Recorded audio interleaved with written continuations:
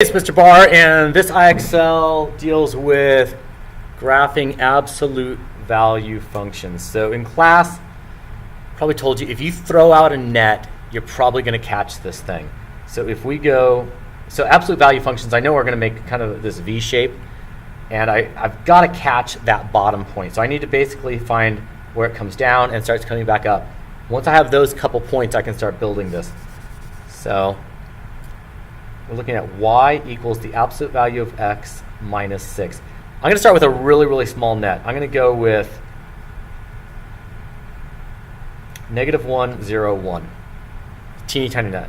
Okay, what's the absolute value of -1? 1 minus 6 is -5. What's the absolute value of 0? 0 minus 6 is -6. And what's the absolute value of 1? 1 minus 6 is -5. So right there, I just caught it. The bottom of this thing is at 0, -6. Let's come down here to 0, -6. So there's a point. There's the bottom of it. And then if I go to 1, -5, there's the other side of it.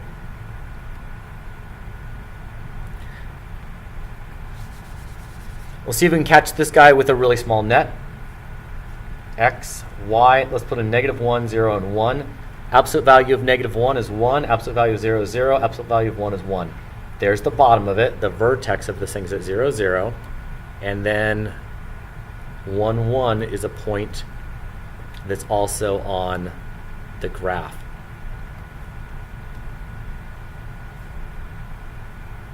Now, as soon as you start catching these things, you're going to see that if I have an absolute value,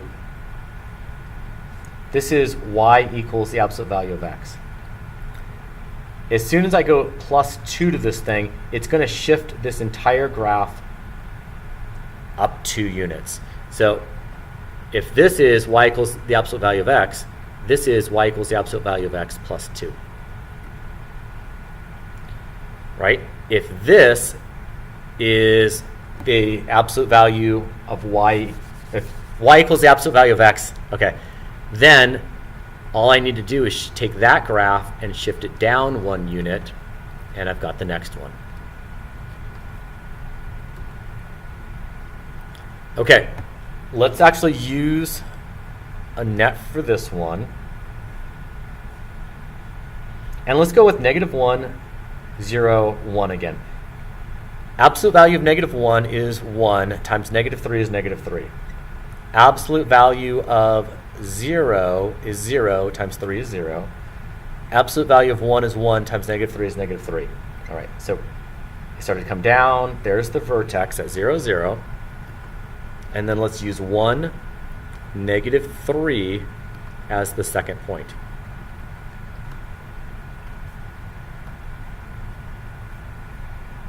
Interesting. Okay, so let's see what happens here. Let's plug in a small net and see if we can catch it. Let's go with x, y. Let's go with -1, 0, 1. -1. Absolute value of -1 is 1 times 9 is 9 minus 9 is 0. Absolute value of 0 is 0 times 9 is 0 minus 9 is -9.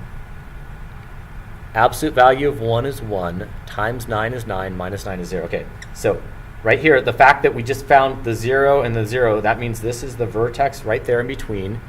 So I'm at 0, -9, 0, -9, and I have a point at 1, 0. Is that right? So I have a point right here. That point right there is 0, -9, it's that guy. And then 1, 0 is right there. Fantastic. Ooh, I do not know what's going to happen here. Let's throw out a little net and see if we can catch it.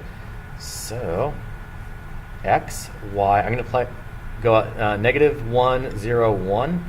Okay, -3 times -1 is 3. Absolute value of 3 is 3. Minus 5 is -2. -3 times 0 is 0. Absolute value of 0 is 0. Minus 5 is -5. Negative 3 times 1 is -3. Absolute value of -3 is 3. Minus 5 is -2. Okay, we caught it, right? The fact that it was at -2, -5, back to -2. We caught the middle of it. This is the vertex. So I'm at 0, -5, 0, -5, 1, -2. Okay, right there. That is the 0, -5. And this point right there is the 1, -2. Fantastic. All right. I just got to 50. You're going to keep going and get it up higher.